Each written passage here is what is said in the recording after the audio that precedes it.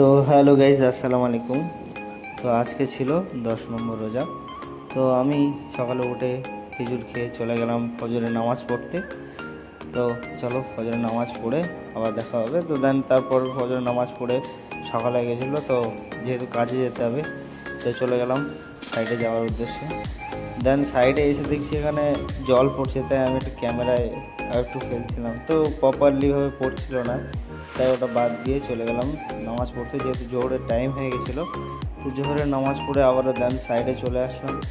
সাইডে এসে এদেরকে বলছে এই কাজ কর কাজ কর, কাজ করছিস না কেন, একজন ও ল্যাটার টানছে। তো আমি একটু মজা করছিলাম। দেন তারপর আবার কাজে একটু টাইম লেগে গেল, তো পুরো পাগলা মাগলার মতো হয়ে গেলাম। তো আবার রুমে যেতে হবে, যেহেতু ইফতারের টাইম হয়ে গেছে। তো ফাইনালি আমি এসে গোসল করে রেডি। তো আসসালামু আলাইকুম, ভালো থেকো। তো ইফতারের টাইম হয়ে গেছে, আমার ভিডিওটা এখানেই এন্ড করলাম। ভিডিওটি ভালো লেগে থাকে লাইক অ্যান্ড কমেন্ট আর সাবস্ক্রাইব করতে ভুলবে না। আসসালামু আলাইকুম।